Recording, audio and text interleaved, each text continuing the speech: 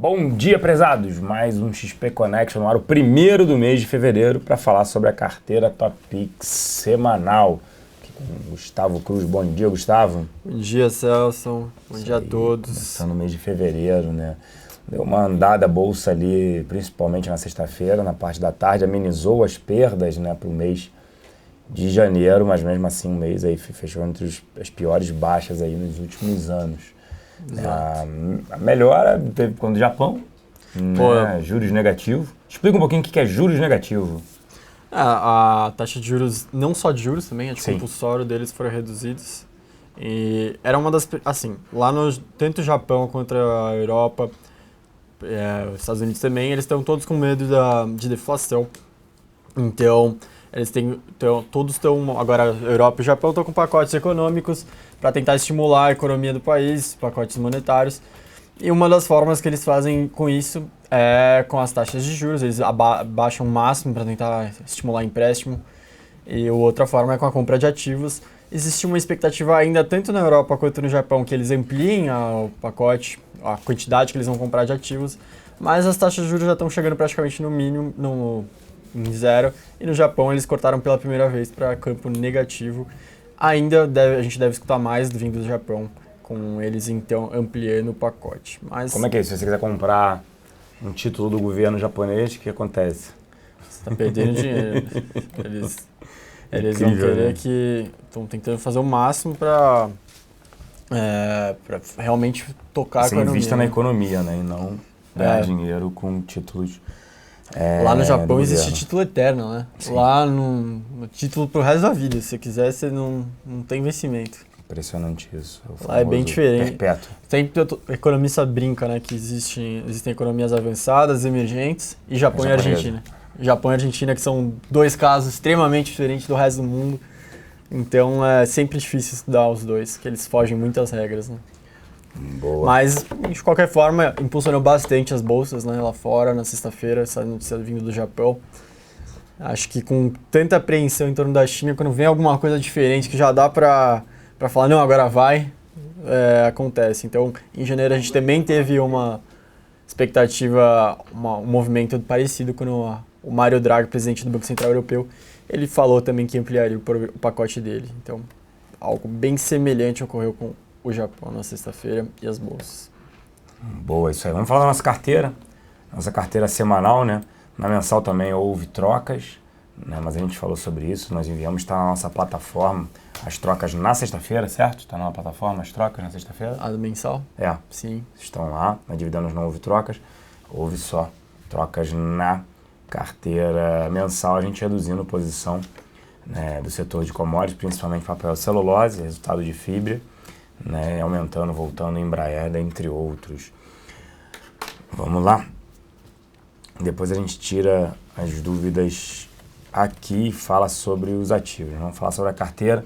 Né, tem troca sim na carteira Top Pick, que troca de 7%, né, 7% de redução em fibra após o resultado da companhia, em linha para levemente negativo. E aí receio com desaceleração chinesa. Pode ser aí o preço celulose em queda, principalmente no mercado chinês. E dado o grau de alavancagem das companhias e por estar, né, ligado a commodity, papel e celulose, a gente resolveu reduzir fibra em 7% e aumentar 7% em Itaú. Então, até escrever aqui para vocês, né, redução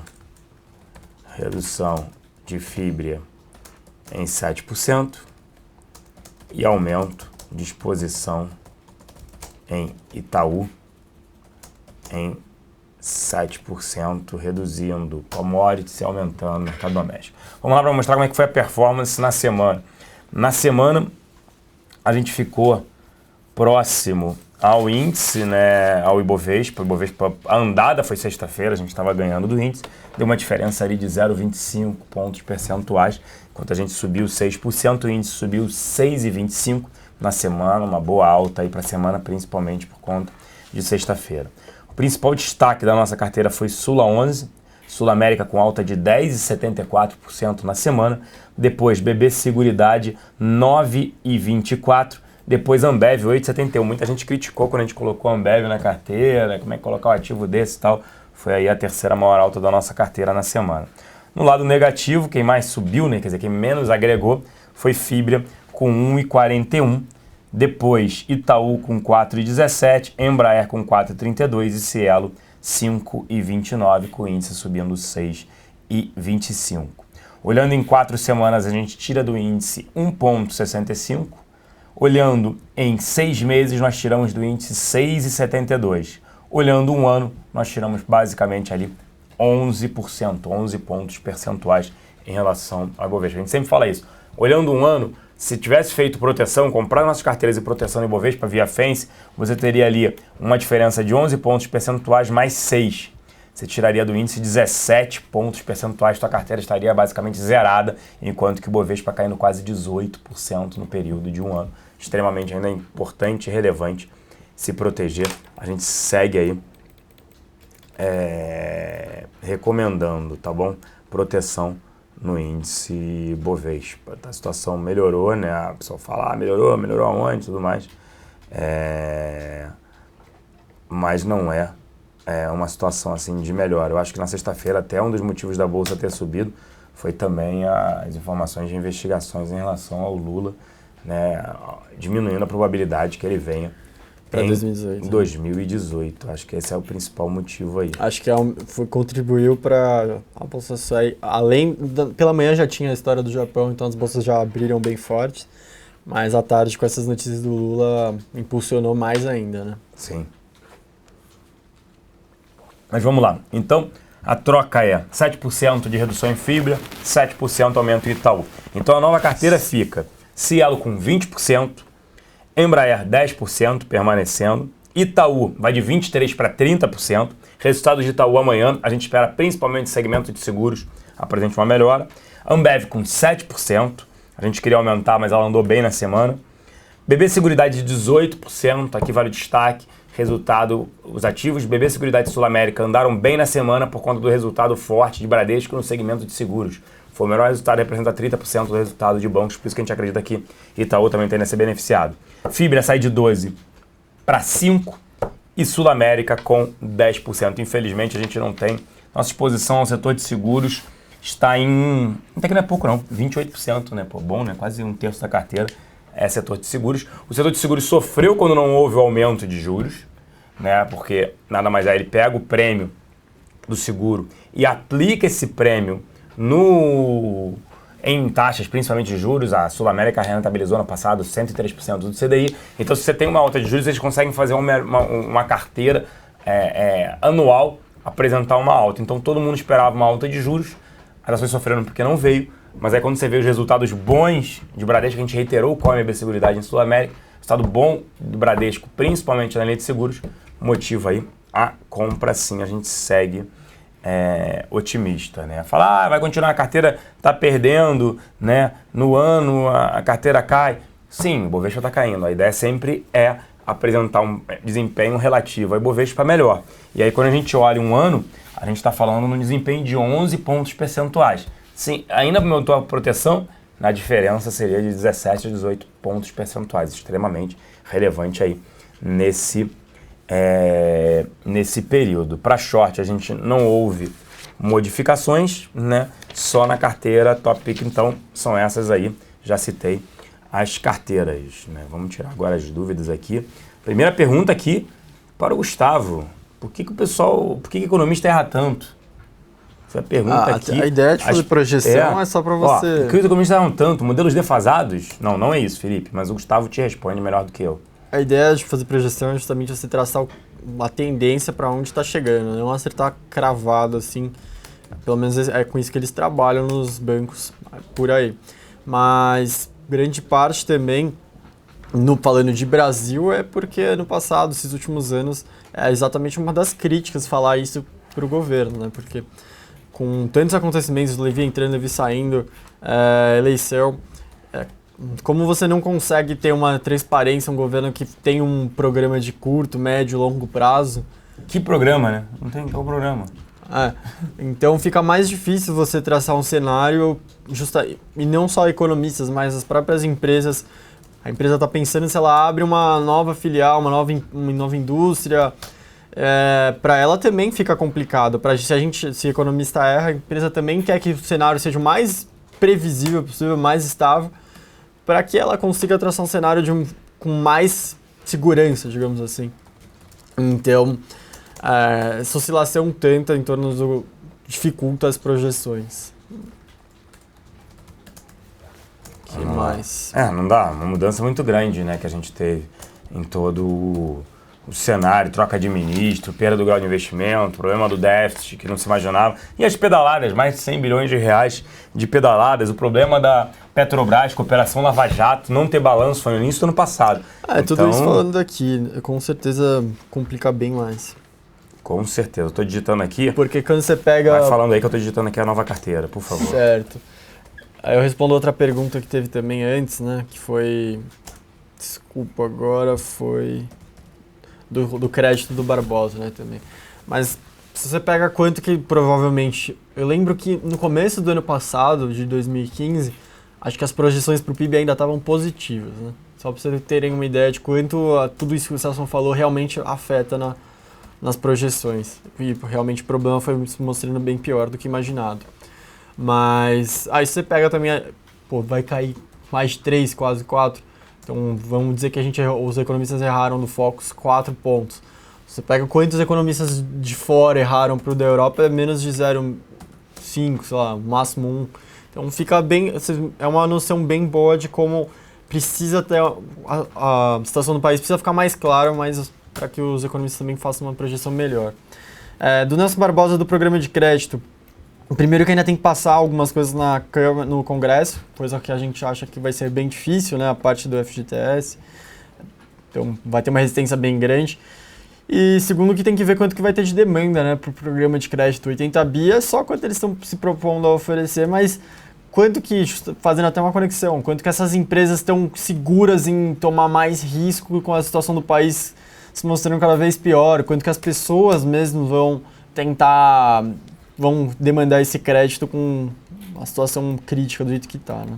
Então, não sei quanto vai ser efetivo esse programa, já está recebendo críticas de gente até do próprio governo, o que piora ainda mais. Sim, vamos lá. A Flávia pediu para comentar. Gente, minha voz é porque não é ressaca não, gente. O pessoal sempre vê, tá de ressaca e tal. Não, de forma alguma. Tive uma crise de sinusite no final de semana, então por isso até que postei coisa até dizer chega no Facebook. Vamos lá, poderiam comentar sobre CEMIG, Light, Eletropaulo, sim, Flávio. Essas empresas podem se beneficiar numa proteção à inflação. Por quê? A tarifa de energia é corrigida pela inflação. Você tem uma parte que é dólar, uma parte que é inflação. Alguns fatores, né? O fator X que pega um reajuste ali da empresa, que é melhor, empresa, modelo escolhida pela ANEEL, poderiam se beneficiar. Eu não gosto muito. Você citou ali empresas ou públicas ou que vem caindo o volume.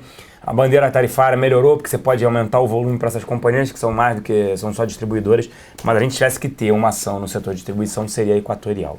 Faria um long short Gerdau Usiminas? Faria Itaú Usiminas, BB Seguridade Usiminas. Eu não gosto de fazer, Léo, ABC, um long short específico, né? Por quê? Porque você pode ter squeeze numa ponta. Quando você diversifica, monta uma carteira short, uma carteira longa, como é a nossa, a gente prefere sempre. Então, montaria Itaú, Cielo, BB Seguridade, Sul América, Embraer, por exemplo, contra CETIP, contra Petro, Vale, Uzim. Esse seria, por exemplo, aí uns 3 ativos. Eu diversificaria. O Schirmer aqui, tudo bom, Schirmer? Desculpa em caso já tenham comentado, mas o pacote, você já falou sobre o pacote do Nelson Barbosa. Em um cenário de crise e alta de juros não é acorda para se enforcar.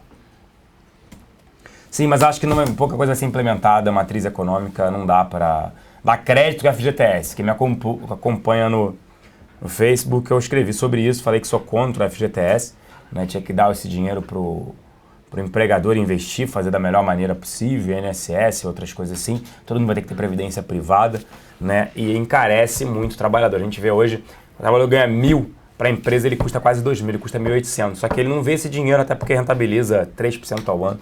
Chega a ser surreal esse tipo de coisa e o governo ainda pode utilizar ele para... Estamos falando que o FGTS foi utilizado para Bangkok. Essa que quebrou com o apartamento lá no Guarujá, o AES. Impressionante isso. Celso, desde a derrocada 2008, 2009, as bolsas americanas não sabem o que é um bear market. Chegou a hora?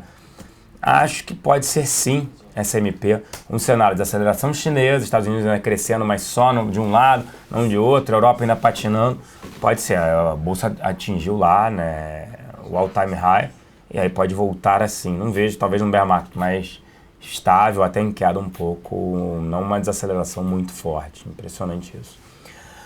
Celso, hoje elucubrando me veio à mente, nós aqui perguntando, a Vale já foi predadora. No cenário atual, baixo valor em dólar, seria possível a empresa ser alvo de um takeover pelo baixo preço em relação ao valor? Você acha uma elucubração possível? Acho difícil ela ser comprada, até pelo valor e tá todo mundo diminuindo. Quem compraria ela, né? BHP, Rio Tinto? Acho que não faz sentido hoje não, é uma das maiores, acho que não faz muito sentido não. O Bruno perguntando, o governo sinalizou taxar LCI e LCA. Quem comprar esse ano antes da taxação pode sofrer IR retroativo? Bruno, eu não acredito, né? Até porque a gente quase não tem mais na plataforma hoje, está difícil LCI e LCA, né? Os emissores preocupados com isso, né? Acho difícil ser retroativo. Tem uma discussão em tributaristas, alguns acreditam que pode ser retroativo, porque você só paga a taxa, o IR, quando você termina, né, o prazo ali da LCA, quando você vai ter os ganhos, né? Então, mas olhando, acho que se geraria um problema tão grande, né? Banco do Brasil e Caixa foram os principais emissores, acho difícil que venha em relação a retroativo, né? Mas poderia ocorrer, não descarta, apesar de acreditar que essa probabilidade é baixa. Por fundamentos, o Marcão está perguntando, o atual preço de Sula ainda cabe alta? Sim, ainda cabe, ela só andou por conta do bom resultado de Bradesco, Marcão, não foi por conta do valuation, tá?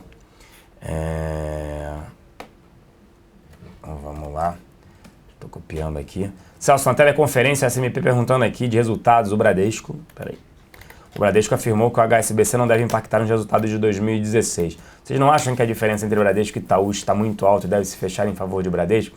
O problema é que em momentos de crise, SMP, o melhor banco em termos de gestão é o Itaú. Então, se tiver um problema, vamos lembrar, o principal credor do BTG é Bradesco. O Bradesco tem é mais próximo ao governo do que outros bancos, né? Lembrando até porque o Setúbal não apoiou a candidatura da presidente de uma reeleição, ele apoiava a candidatura da Marina. Então, exato. Acho sim, dá para ter Bradesco nesse patamar, sim, mas não faria Bradesco, um long short Bradesco versus Itaú, não. Sexta passada saiu uma reportagem na Globo, mostrando pequenos empresários, por exemplo, o dono da agência de turismo investindo em dólar, ao invés de investir na própria empresa. Vocês acham que o Tesouro Direto com taxa de 16% ao ano, referência da semana passada, também pode influenciar negativamente na economia e a geração de empregos? 16% geraria um ganho de 110 ao final de 5 anos. Nakamura, a gente tem falado disso constantemente, né? Eu rodando aí, dando palestras, pergunto, você é um empresário, você vai abrir, eu lembro que eu estava conversando com um que era uma franquia. Aí perguntei para ele, o retorno que você tem na franquia é de quanto ao ano?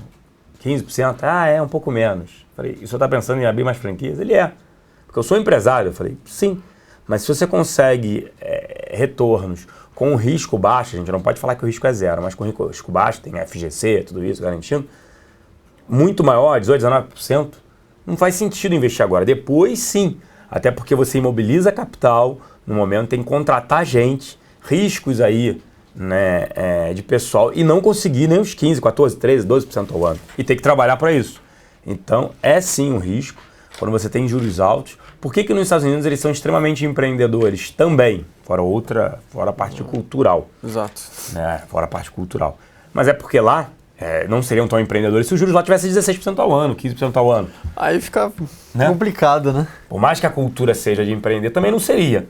Mas, aquilo que eu sempre falo aqui, o nosso economista Daniel Cunha, quando ele foi para lá, para os Estados Unidos, para o nosso escritório em Nova York, foi abrir conta em banco, ele falou, quanto é que isso rentabiliza deixar o dinheiro parado aqui? O cara do banco, 0,2%. Ele, ao mês não, ao ano. Ele falou, não vou deixar em casa o dinheiro, porque deixar em casa ou aqui não muda nada, e é verdade. Então, lá chama atenção. Aqui, com esses juros nesse patamar, o cara não vai empreender, né? Fica uma situação extremamente complicado, né? O Focus hoje baixou para nenhuma alta de juros no ano, depois de tudo que aconteceu, mas de qualquer forma A discussão de quando que esses juros vão caminhar para um patamar digno está cada vez mais longe.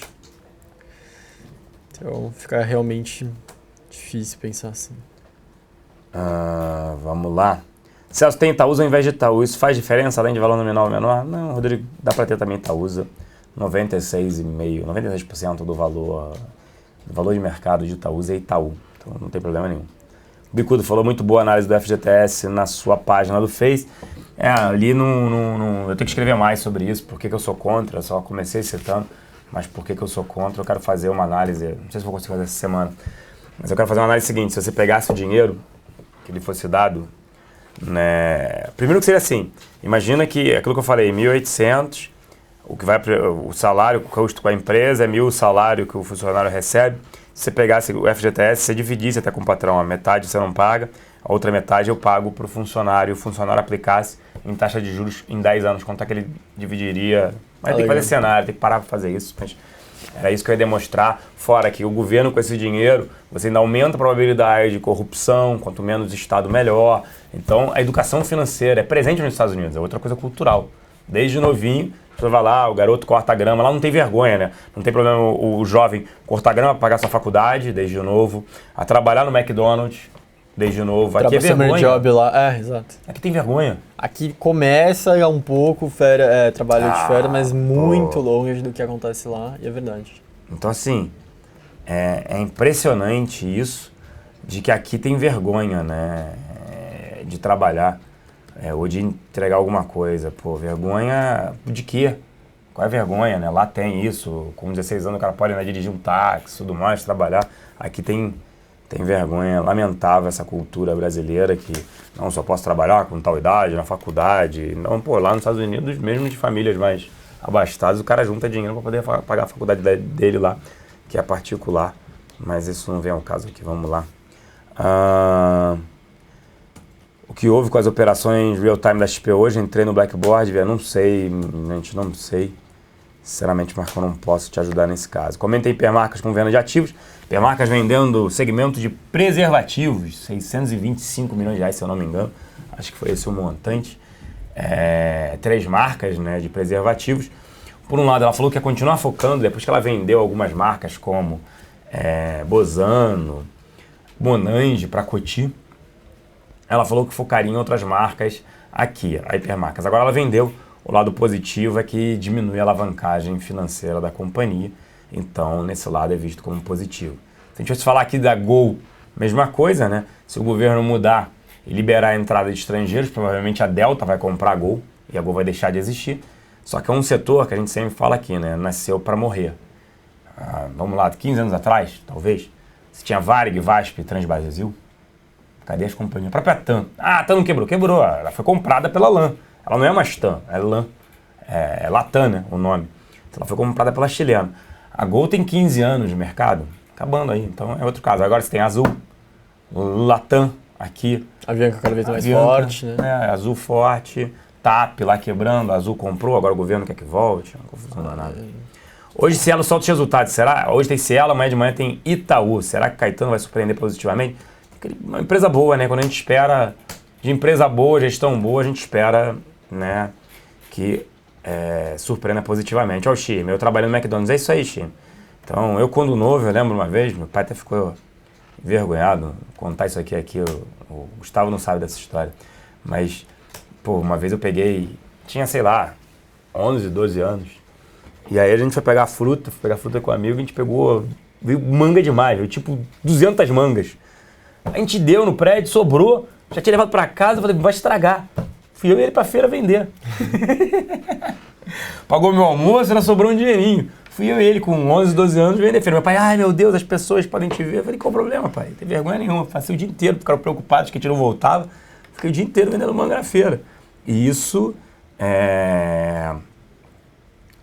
isso não é vergonha pra ninguém, concordo plenamente. Mas tem essa cultura do brasileiro, né? Ai, que vergonha, eu fui trabalhando aqui e ali. Poxa, assim que a gente faz um país melhor. Pode comentar sobre a Eco-Rodovias, né? O setor de concessões rodoviárias, a gente é outro setor que a gente não gosta, muito atrelado à taxa de juros baixa para ele poder pegar empréstimo, investir e aí trabalhar com a diferença entre os juros que ele pegou de empréstimo e o retorno que aquela concessão dá. A gente prefere ficar de fora. Tá ligado? Dica sobre o gráfico? A gente não olha gráfico aqui, tá ligado? É só no programa, né, de análise técnica, Batalha do Século, sim.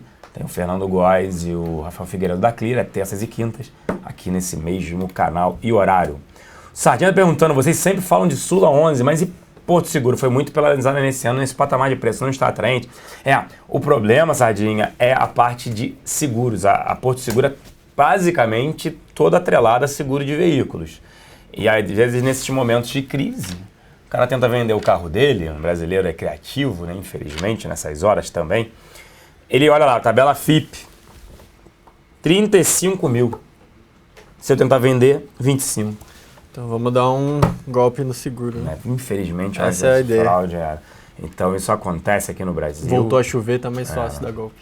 Põe na rua que alaga, infelizmente tem isso. Né? Isso é verificado. Sul América é muito mais diversificada também como BB Seguridade. Então a gente tem um pouco de receio em relação a isso. Na área agrícola, o que acham de agro, né? 3, Vanguarda, antiga Vanguarda, a gente prefere não ter, a liquidez é muito baixa, a gente nem olha, sendo bem sincero, Hugo. Então, a gente prefere, se tiver que ter, olhando o agronegócio, São Martim, exposição a açúcar, etanol, que permanece elevado, principalmente para não quebrar, né? Postergar o aumento de capital na Petrobras. O governo deve continuar mantendo o preço, né, da gasolina e diesel elevado, e aí beneficia os produtores de etanol, nesse caso São Martinho. Gustavo, fim de semana algumas matérias criticando o Jurão Brazuca, dizendo que 90% do problema fiscal está no tamanho do mesmo. Como mudar isso? Onde começa a mudança? Acho que a parte fiscal a gente tem que ajustar a trajetória, né? A gente tem um governo que as despesas estão crescendo muito, tem muita coisa indexada, então esse que é um ponto. A gente tem que cortar algumas despesas para que ela se estabilize no longo prazo. A parte da receita, realmente a gente caiu muito graças à crise também. E se a gente simplesmente partir para o campo de medidas de como ampliar a CPMF, essas histórias, a gente daqui a 5 anos vai ter o mesmo problema. Então, basicamente, reduzir juros pelo tamanho do fiscal, acho que a parte de estoque não é tanto o problema. É mais realmente essa parte da trajetória, a parte do intercepto, que é o que a gente está olhando para longo prazo, para médio e longo prazo. Hoje não é problema. Obviamente, se nada for corrigido para o futuro, aí daqui uns 5 anos já começa a ficar crítico. Mas eu não concordo tanto com essa análise assim. Eu acho que realmente o que a gente precisa arrumar na parte fiscal é algo bem mais delicado do que simplesmente através de juros, a questão da parte de juros. E quero ver fazer isso, né? Acho que não está caminhando para isso. Sim. Não sei se você discorda de mim, mas ano passado que a gente teve uma faísca de que com o Levy, de que a gente talvez faria realmente cortes mais sérios, começou alguma discussão da reforma da Previdência mais séria. Ficou complicado, né? Porque o Levy falava isso, o ministro de algum outro ministro já ia no mesmo dia e falava que era contra. Aí o presidente do PT vai lá e bate no Levy, na imprensa. Então, não vejo perspectiva de melhora na parte fiscal tão cedo. Acho que justamente o que a gente vai ter discussão maior esse ano é a Previdência e a CPMF. Mesmo assim, acho que o próprio governo não vai defender ela com tanta veemência, vai usar mais como uma desculpa para chegar no final do ano e alterar a meta novamente, e justificando que não conseguiu passar essas medidas, fazer a reforma nem passar o CPMF. A gente estava falando hoje pra gente, né, como que é o cenário. Como que é o cenário do governo para não ter que alterar a meta. O preço do petróleo é projetado em 50, né, para o governo. A petróleo falou por 45, tinha que subir 50%, médio. Eles acreditam que a repatriação vai dar 20 bilhões pro governo de arrecadação, que a gente tem visto alguns trabalhos mais sérios e projetam 10 bilhões, assim, sendo bem otimistas, mas obviamente é algo bem difícil de cravar o quanto vai dar. Então o governo mesmo já continua traçando cenários bem realistas. Aí, ó, por que também é difícil fazer projeção aqui no país? É complicado, assim, né? Quem mais tem acesso aos dados faz esse tipo de projeção. Não leva a sério. A Petrobras botou isso, petróleo médio do ano, médio, $45. Você fala, pô, como assim tá 30? Saiu alguma notícia das elétricas? Saiu na semana passada, foi na semana passada que foi a bandeira, né? A criação da bandeira, você melhora ali o cenário para aumentar o volume novamente de consumo de energia e principalmente também as empresas de energia, como eu citei no início, as distribuidoras acabam se protegendo a índices de inflação, né? Alguns investidores olhando, mas a gente tem mais receio se tivesse que ter Equatorial. Quanto você acha que será o lucro de Vale em relação às melhores em termos percentuais? O lucro será, não teria que olhar, não tenho ideias, e quem olha nós, nesse caso aí, é o Kim, que olha mais no detalhe, olha totalmente no detalhe, Vale.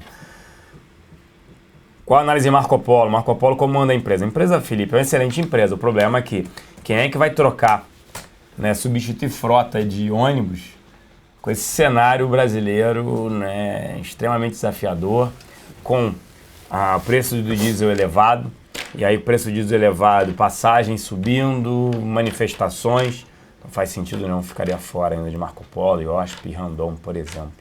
É outro aspecto da crise que a gente também não fala tanto, né? Que hoje em dia ficou mais inseguro viver no Brasil e isso tende para os próximos anos, porque as empresas vão deixando de gastar tanto com manutenção, vão tentando fazer o máximo de cortes, então os cortes de segurança, manutenção, são muitas vezes penalizados com a crise. Então, hoje em dia, a chance de acontecerem mais acidentes, assim, aumentou, eu diria, assim. É uma consequência da crise também. Sim, se a gente acha que pode ter mudança na tributação de investimento em ações, Fernando, eu acredito que não, tomara que não, né? Será que por todo o ano de 2016 as bolsas internacionais e a brasileira vão ficar dependentes dos dados econômicos da China? Para dizer que a nossa, não só por conta dos dados da China, mas também bastante, e aqui, político e macro doméstico, certo? Ah, com certeza. Projeção para esse ano, queda de 4,3, que a gente já fala desde outubro. Fomos os primeiros, certo? Banco do Brasil não seria interessante pelo dividend yield, a boa pagadora de dividendos, isso é um ponto positivo para quem quer investir de forma sustentável? Essa feira, quanto mais a ação cai, mais ela te entrega nesse sentido, se você não vai vender de retorno, mas não gosto. Né, o retorno do Banco do Brasil, o ROI dele foi de 14%, praticamente o mesmo da taxa Selic, até o terceiro tri do ano passado. E ela só está tendo esse retorno porque ela tem participação na Cielo e controla a BB Seguridade. Senão, o retorno do banco tenderia a zero. Então, não recomendamos ainda Banco do Brasil. Se tiver mudança de governo, interferência governamental, se tiver mudança de governo, o papel voa, poderia dobrar. Porque sobre patrimônio está negociando bem abaixo, casa de 50%, talvez até menos. Só que como o ROI é a Selic, tem interferência governamental, vamos dar crédito, subsidiado e barato. Vai o Banco do Brasil, infelizmente. Então ficaria de fora, prefiro o Itaú nesse sentido. Se tiver uma ruptura, uma saída do governo, aí é um ativo que voa, aí sobe mais do que Itaú. Mas como a gente não trabalha com probabilidade baixa de impeachment, então a gente prefere Itaú nesse sentido. Sobre Grendene, Felipe, a gente não olha até pela boa empresa, excelente empresa, bem posicionada, só que a gente não olha pela liquidez. Perguntaram aqui, está de olho em Via Varejo, não entraria no ativo. Ativo segue com as vendas em queda, fecharam até o terceiro trimestre diversas lojas, mandaram embora 11 mil profissionais, sendo 6 mil só no terceiro tri. Hoje o CEO da Magazine Luiza, né, falou que está muito mais difícil do que imaginavam. Né, o Diego Mainardi falou disso no programa, né? Que a situação era bem pior, seria pior em 2015, foi. Em 2016 tem de ser a pior ainda, então não vejo motivos para entrar em Via Varejo. Sobre Localiza, é uma excelente empresa, muito bem posicionada.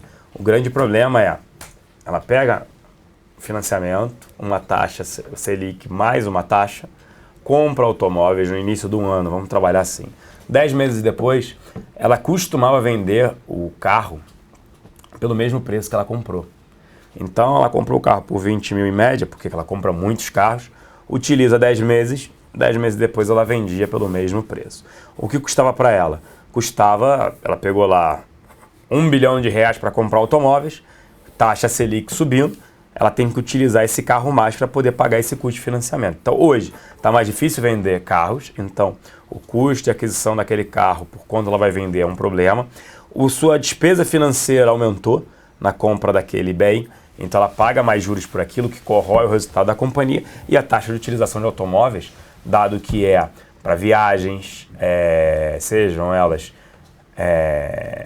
de empresas na jurídica ou na física, tem diminuído. Então é um ativo nesse sentido, não olharia ele agora, dado esse cenário. A Raia Drogasil é um bom ativo, excelente ativo, só que é caro, Dom.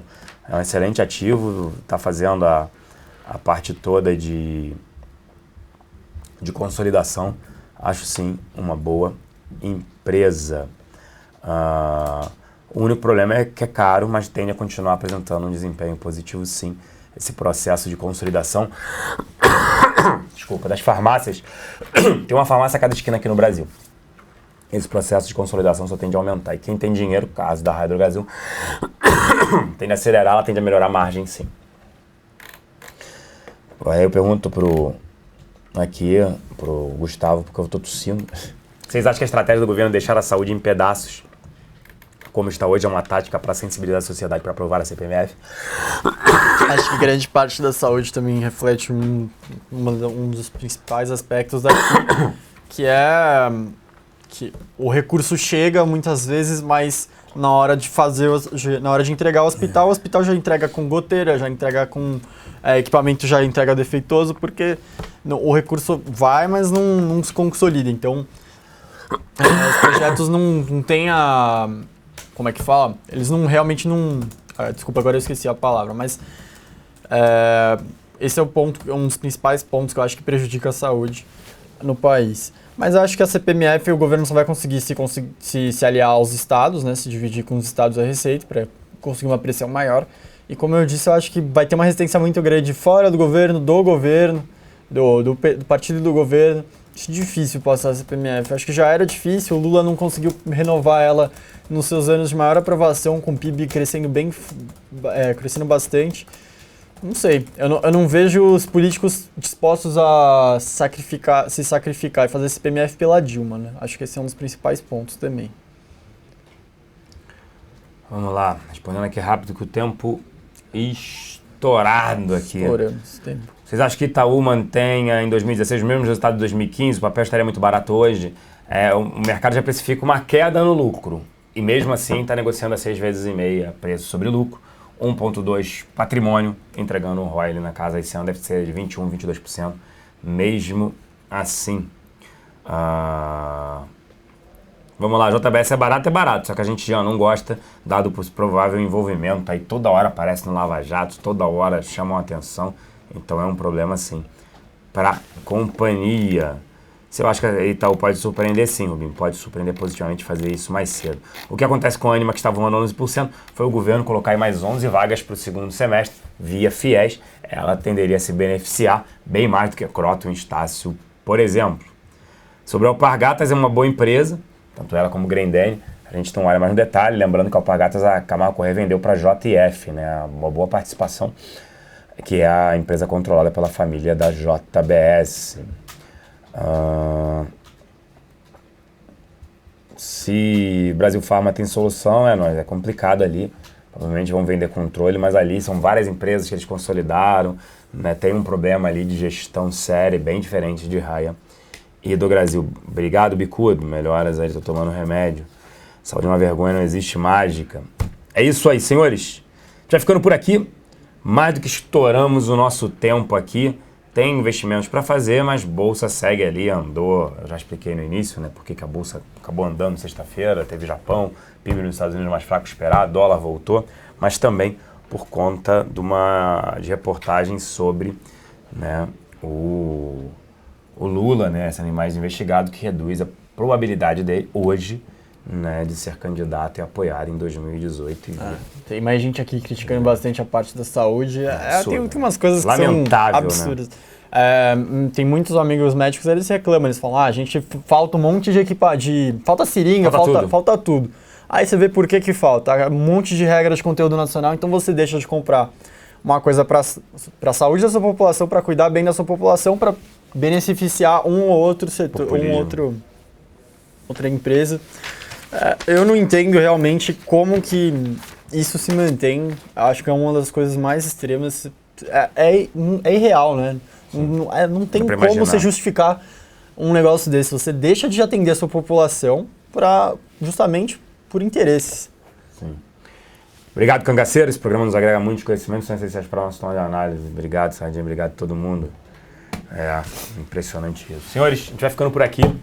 A gente volta amanhã na reunião matinal. O Gustavo volta hoje no fechamento do mercado, certo? Hoje acho que não, hoje não sou eu. Hoje a gente está tentando fazer os relatórios de carteira mensal, de dividendos. Disparar tudo agora. Cliente estará disponível, né? Estarão disponíveis os relatórios e também na nossa carteira short, na intranet, na internet da XP. Abra sua conta, né? A gente aí ajudando o brasileiro a investir melhor, falando português sem economês, certo? Fica por aqui. Um excelente início, né, de fevereiro, a volta do Congresso para amanhã. A gente fica por aqui e retorna amanhã na nossa reunião matinal. Um grande abraço e até lá. Até amanhã, pessoal. Tchau, tchau. Bom almoço aí.